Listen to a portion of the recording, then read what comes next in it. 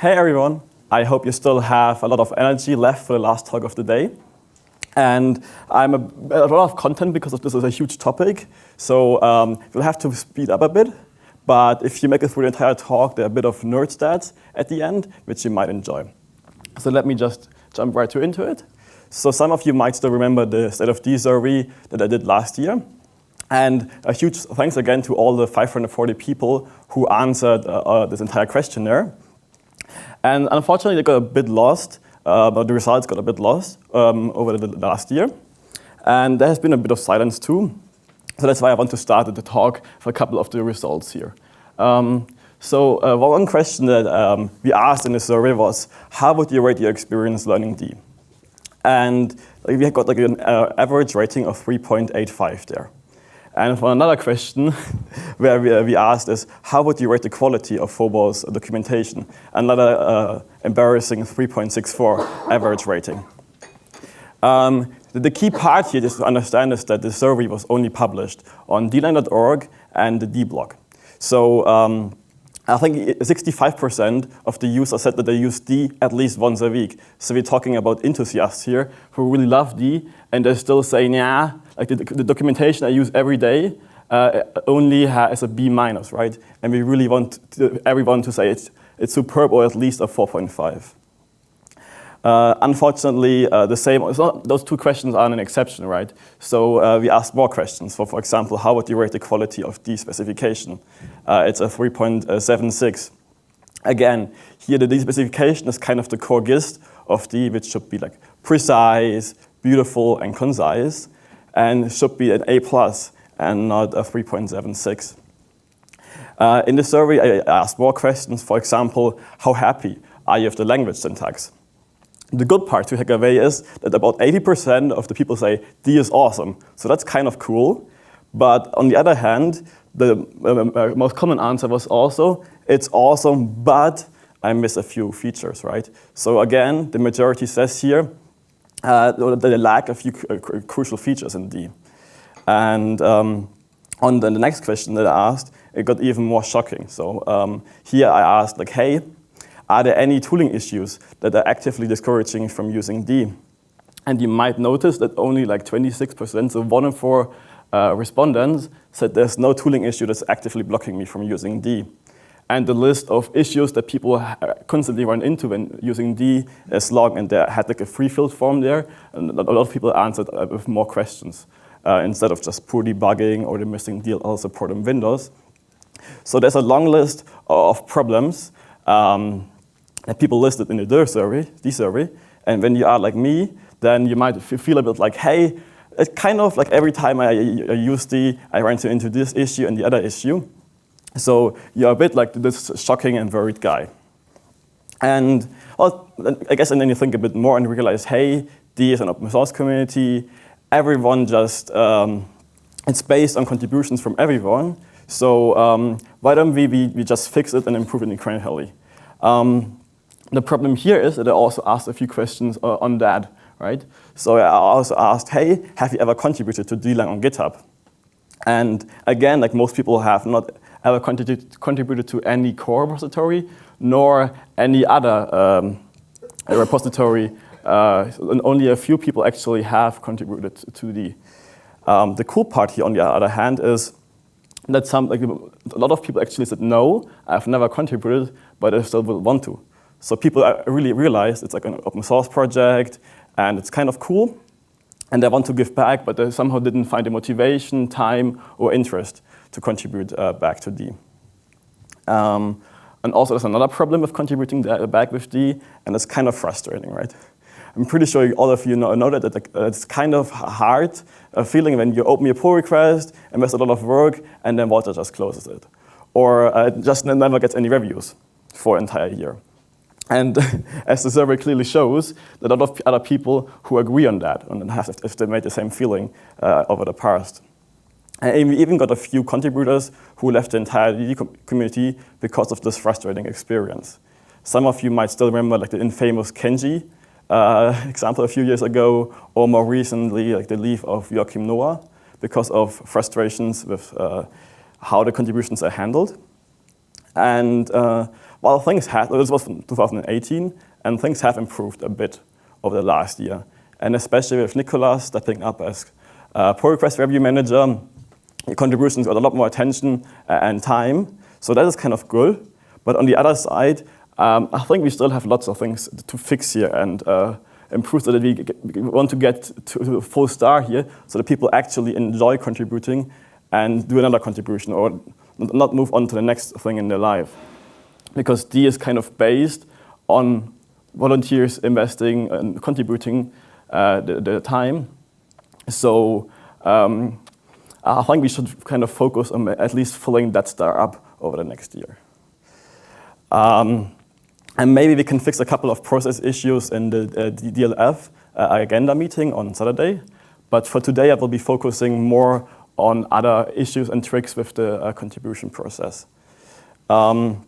But first of all, like one thing that we almost always forget when talking about how to contribute to D or what a contribution is. So we typically just say, okay, a GitHub contribution is what makes the D bag great, or because that's kind of the source code that we all use. But there are a lot of other things that people can do to improve D. For example, D doesn't have a dedicated outreach team or a user experience manager. So it really helps a lot if someone writes a nice blog post about D or writes a good tutorial, or just simply when you read the documentation and notice a typo or something is unclear, you just fix that line, right? Instead of because then the next person who reads it will have a better experience and maybe would have like a 4.5 rating instead. There are lots of other things that can be improved. So you probably have noticed that whenever D is mentioned on Hacker News or Reddit or other social media, it's mostly other communities, which I won't mention here, who are really strong, and the D community is pretty absent, or maybe just one person. As most other programmers who are not in a D bubble just read all the information on Hacker News or Reddit, they only hear the bad stuff from other people on Reddit. So we just kind of like arguing for D sometimes can make a huge difference. Or, for example, mentioning D at another conference, in a user community, inside your company, or just asking companies actively to increase their support for D. For example, like IntelliJ now is actually investing a bit of time of their developing time to improve the D plugin. And other companies also start adopting D a bit more in the tooling process. Then again, there are a lot of other things that you can do. For example, I think all of us, maybe except for Walter, started learning D as noobs. So we all asked these really noobish questions on the news group or on Stack Overflow. And there were these great people like Adam or Jonathan with the expert answers, which helped us to learn D and understand it in depth. And maybe next time when someone asks a question like that, you're the expert who helps other people to learn D and spread the word about D.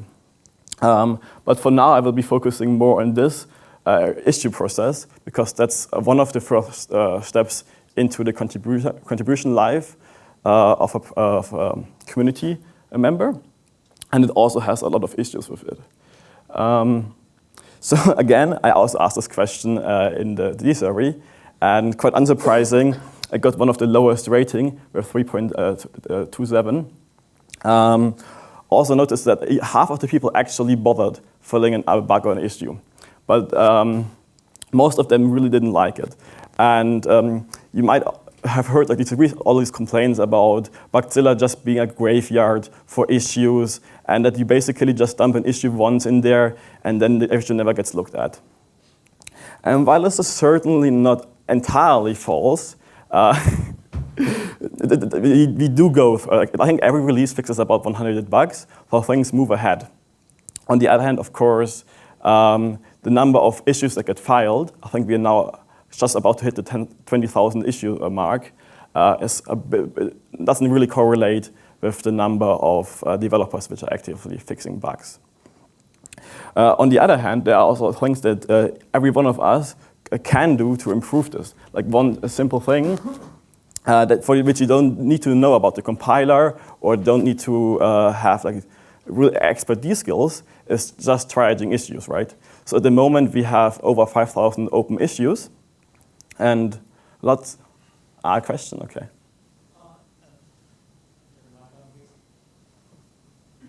Hello? Okay. I think an important thing, if you want to contribute to Bugzilla on an issue on there, is you don't have to contribute a solution.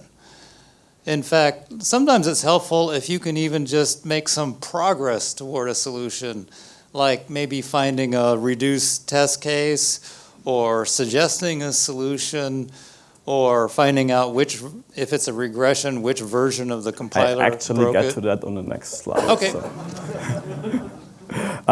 Because yeah, what I was trying to say is that like one of the first easiest things is just looking through the issue and making maybe the issue has already been fixed, right? So you can immediately close it, or it is a duplicate, or maybe just deserves more attention because it's a regression. And another thing that we also have, which many people might not know, is this bootcamp tag, which is this manually created list of Bugzilla issues that might be suitable for beginners. So they could be hard, but they don't require the expert skills, nor do they require like lots of investment. So all of them should be fixable in a few hours max. But again, this list is manually curated, and so I need people who actually add text to it, so that newcomers don't have this daunting Bugzilla experience, but have an easy-to-access list of issues they can look at. And now what Walter was trying to go for is the minimization of bugs and creating minimal reducible examples.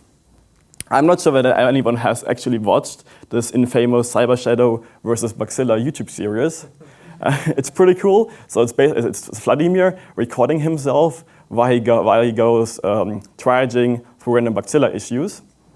I think each episode is like 90 minutes of pure fun just watching Vladimir and learning from his skills.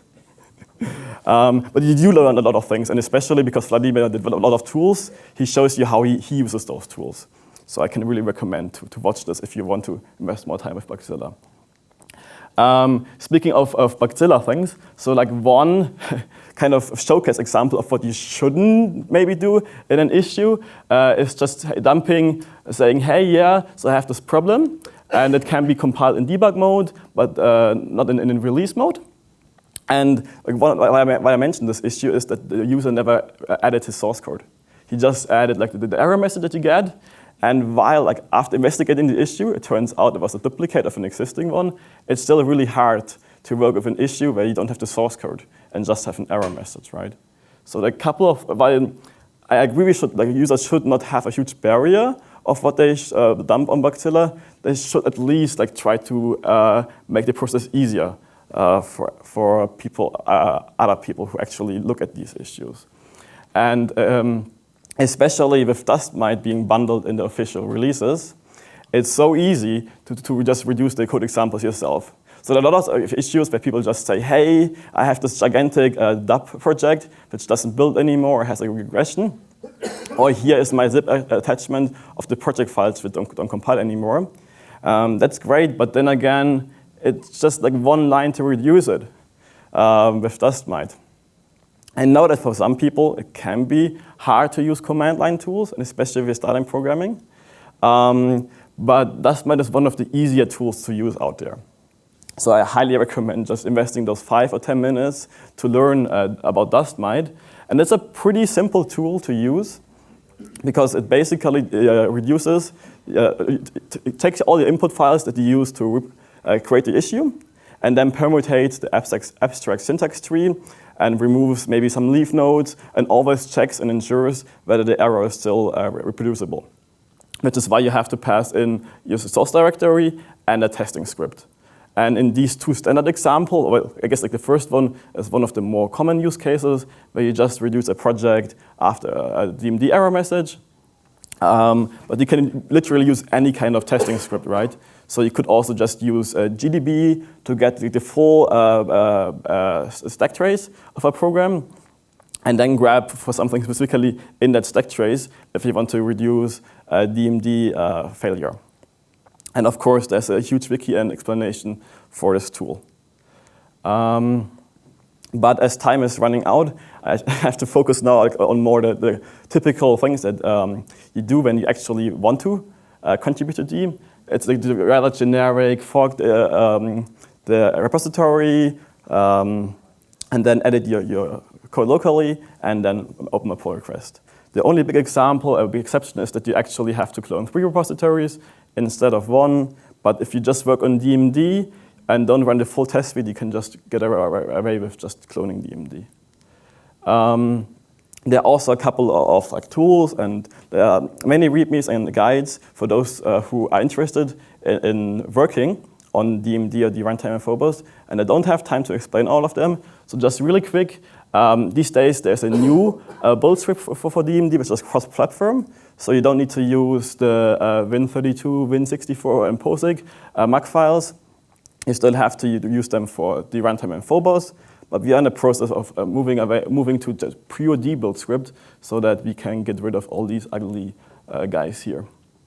And for tests, for those of you, there's also a newish script, which has been like a year ago, and it's also really convenient to run an individual DMT test, a group of them, or an entire test parts, like the all compilable test or all failed compilation tests. And it has lots of other features, like for example, you can auto-update all error messages in all failing tests, so that whenever you change like a small typo in an error message, you don't have to manually update all test files. For the runtime and Phobos, you can even get around with the typical good old unit test minus main approach. And the only downside here is why I added the def is that you should use, if you go with this convenient approach, the development instead of DMD, so you don't get linker errors. Well, just assume everything went all right, you submit your pull request, and then yay, you're listed on the Hall of Fame on dlang.org. So we have like this kind of list where we just list all the people, awesome people that made D possible, and who is on this list as of now? I can't see mine. Well, I mean, did you contribute to one of these repositories in the past? So who did? So this is about half of the audience. So maybe by the end of DConf, everyone is on here. At least like during the hackathon, we can probably, hopefully, increase this number a bit more. All right, so there's a lot of other stuff in the D ecosystem that we consider also core. So we have the tools which RDMD is bundled, the dlang.org website, the dub package manager, its registry, the documentation, the DConf website, CI scripts, the friendly dbot which greets you every time you submit your pull request, and the lesser known release scripts. But all of these have the readmes, and if in case you ever want to look at those projects. One thing that I frequently get asked about, because they break all the time, are our CI systems. And we do have a lot of them. And I think every project has its different configuration, so it's a bit of a mess. But on the other hand, it's also incredibly hard to test everything in D, right? So just as a quick summary, the most 3 important are the autotester, which is the oldest CI in the D ecosystem, and it tests every pull request on 9 different platforms and 4 different operating systems, so the Windows, Linux, OS X, and FreeBSD bundle. Then we have the autotest by CyberShadow, which for every pull request generates the entire dlang.org documentation and website build from scratch, and then diffs it against master, so we know exactly which files changed. Then we have the project test on BuildKite, which for every pull request, it runs the unit test suite for about 50 of the most popular dub projects. And this is like one of the more recent additions, and I think it has reduced the number of regressions that every D release has quite drastically. As you can see, there are a lot of more CCIs that like various repositories use, and they constantly change, so I won't really dive into them. But instead, I guess I kind of have to mention a few of the more commonly made mistakes that just contributors who start make. So one of them, which these days even dlang bot warns you about, is you fix an issue or a bug and you target master. So the idea of targeting stable is that then we can include it in the next stable release, so a point release, and can ship the bug fix earlier to the users. So we actually have more stable releases. Then people often just have issues with the D style or trailing white space. Well, the CIs will fail and tell you about it. And some people even complain about this and think that we should probably remove the requirement of trailing white space. But the reason we have them is just consistency. And not everyone likes the all-main style, but just was there, and we just have to stick with it because changing it would mess up the entire Git blame. So, and consistency is really important, so that not everyone just changes code randomly.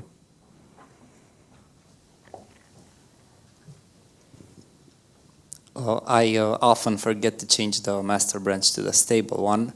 So I was wondering, can this be automated somehow? Because usually when you fix a bug, it is linked with Bugzilla and it knows if it's a bug or enhancement or regression. Yeah, that's why DLangBot already warns you about it, right? So whenever you fill a pull request and you target master, like the DLangBot comment will say, hey, like a big letters, did you mean to target the stable branch? Yes, I was wondering, can't it also change the branch for me? It could in theory, but sometimes it does make sense to target master, right? So that's why we didn't automate that. Because it could have been that the bug fix at UR is a breaking change. And it's still a critical bug fix. Yes, but that I would argue that that's an exception. Another example is like if during the 2 days of the second release candidate and the actual release, we are a bit careful with merging releases to stable because there won't be a new release. So only really absolute regressions get merged. Isn't that also an exception? Yeah. But long story short, it's like a one-line command line to run, right? So for you. Yeah, but it might get annoying. Anyhow, we're short on time, so I guess I have to just continue. The other thing that people often forget is just to reference the Bugzilla issue or adding a changelog entry. This is kind of important because it helps the reviewers to know about the actual bug that you're fixing. And also for our maintenance purposes, we want to also close the issue and then also display it in the changelog. And this only can happen when you reference the issue. So that at every release, there's this nice list of all the issues that get fixed. And at the end of the day, the community knows about the progress that is made and the issues that got fixed.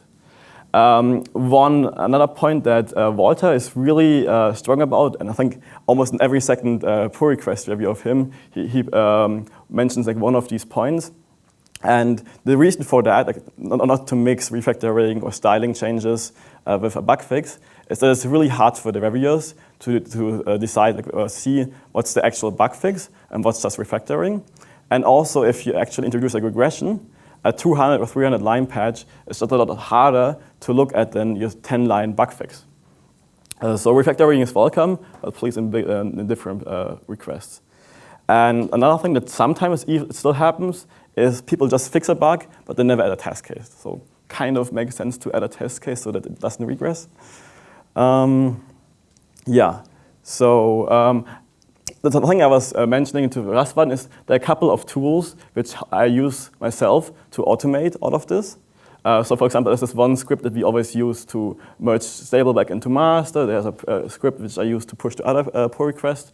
And a couple of people started using them, but this is, I guess, mostly if you use DMD a lot. I can recommend them. There's also Vladimir Stiger, which is also really amazing to bisect regressions and track down exactly the pull request that it used. But again, I don't have too much time, and if you want to look at it, it's here. And I really recommend you to check it out. So just as a kind of summary, a question that I always get asked, especially from our Google Summer of Code students or other students who want to start contributing to D is, what should I do to get started with D? And I guess like my number one recommendation would be just subscribe via GitHub and read through all the reviews that other people submit and look at the actual code that they change. The reason for this is that there's no better way than learning D from all the experts that actually develop D, right? So if you do that and subscribe to DMD, you actually can learn from Walter. Or maybe you can, if you subscribe to Phobos, you can learn from Andre. And you might be able to learn from the mistakes, because sometimes even gods make mistakes, right? But like more seriously, another point is so our news group is a bit has a high noise ratio at the moment. So if you are looking into contributing, I kind of recommend joining Slack or IRC for short discussions. I know that Slack is this evil proprietary platform, but it does help a lot in facilitating those short discussions. And it also... I should add that to their credit, Slack has, we're using it for free because we are a non-profit. So, we owe them this much credit. And like, in my experience, it just works flawlessly on mobile and desktop and has calls built in and other amazing features. So it's kind of cool to use. And the second last point, which kind of goes in hand with that, is we are a distributed open source community and everyone kind of does its own thing. And people don't really like to talk with each other. And it happens very, very often that people just work on the same thing, same bug fix, for example, same feature, or that after they develop a feature, they talk with each other and they realize, hey, they absolutely disagree about the way that something should have been done. So please, I should have written this maybe 10 times because it's really crucial in having a good contribution experience. And often it's just like a 1 or 2 line message on Slack asking about the opinion, whether it's a controversial topic or not. And the last one, as you might have seen, like we got an overall rating of 3.3 for the contribution experience. So people do feel frustrated, and also often people also just give up a pull request because they got like a really bad review. But just don't take it as a critic at your skills or as you as a person. So the process is a bit stuffy and hard and harsh for good reasons, and we're trying to improve it constantly. But if you get a harsh review, or maybe you just don't know how to proceed, just let us know, right? I mean, the people who review your code are also just humans. So don't get offended if they criticize your code. So that's my talk. I hope I can see all of you on GitHub soon. And if you have any questions, yeah, just ask them via the usual. Okay, I want to point out that the reviews are going to get a lot harsher. Really want to do a major effort to improve the quality of the code and the compiler and the runtime libraries. So we're going to be a lot harder on pull requests. So, develop a thick skin if you contribute. It's nothing personal, but I hope that people who do contribute and can endure the flames will emerge at the other end, hopefully much better programmers. So it's to your advantage. One thing I've missed in my career a lot is having people mentor me. I basically was left to figure things out for myself. So one way to learn how to program is to try to contribute to DMD or Phobos and see what the responses you get are. So it is to your advantage that we're going to be harder on you. So, I mean, let me second that. I think we should welcome in-depth criticism when we get it, because it may not be nice at the time, but it's always helpful. But following on from that note, this has been a great overview of, let's call it the mechanics of how to contribute and where to find things and what to do. One of the things that it feels like we're missing is documentation on the principles about how we decide what is a valid contribution, what isn't, what sort of things are useful to do and what are not, and maybe how we decide whether a given piece of code in a PR is acceptable or not. And it feels that that sort of thing could be very helpful for avoiding these kinds of problems, because if you can go and have a checklist of things to say, have I done this, have I done this, have I taken care about that, then you can have much more confidence that your code is not going to get a harsh rejection, and you can either fix ahead of time or self-censor when you realize, no, my idea is completely wrong-headed. And so you don't get these conflict situations so much. So is there a chance that we're going to see some documentation that will be sort of really about the principles by which we make decisions in this space? I do have a pull request out on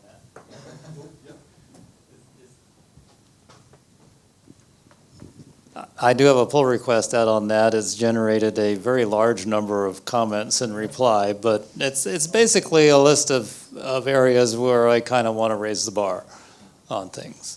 And also keep in mind that the criticism of PR, there's really nothing personal in it, and you should never take it personally. It's all about, we want this stuff to be the best possible, and it doesn't matter who you are. If you put in good stuff, it's good, and if you put in bad stuff, it doesn't matter who you are. It's going to get requests for improvement on it.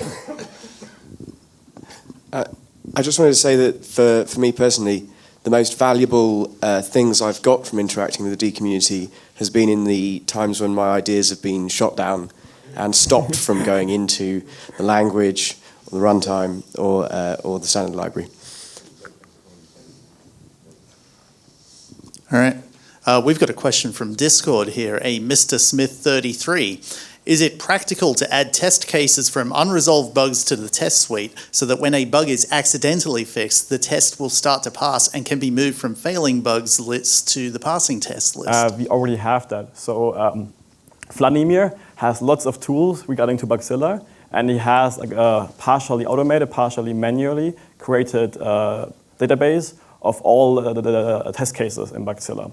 And I think he regularly runs through all of these test cases and checks whether some of the examples now compile.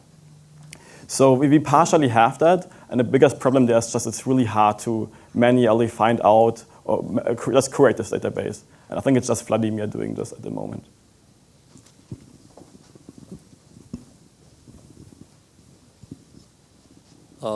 I would be opposed to introducing this automated closing of issues because there are many situations in which you solve a bug and you accidentally fix or have the appearance of fixing another 2 or 3 issues, but you're actually masking them.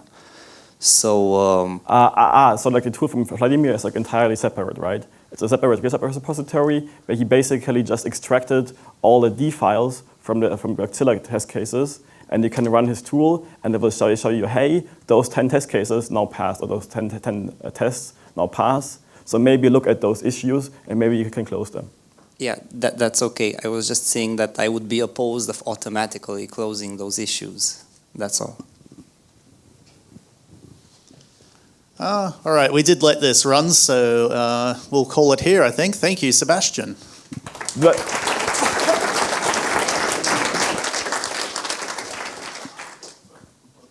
Hold on, can we have the volume back? nerd stats. Sorry? I promised those nerd stats, so do you still have like 30 seconds or a minute? Sure, go for it. So somewhere in my backup slides. Yeah, so does anyone know about this nice pull request? It's actually merged the master, right? So you can find this, this commit here. So another fun story is, what do you think is the most upvoted pull request in the entire D ecosystem? Any guesses? What is the best pull request that has ever been made so far? According to... Any guesses? Okay, it's kind of funny, it's that one here. But not for the more interesting part. What's number 2? The Nancy Bryce one? No, it's actually an open one that has been closed. It's that one here. So sadly, like, there's a different story, but it got closed due to kind of controversial issues, and now it's got reopened. But I just wanted to say that you should kind of pay attention what our community feels like is important. Anyhow, that's it from my side. All right, thanks again.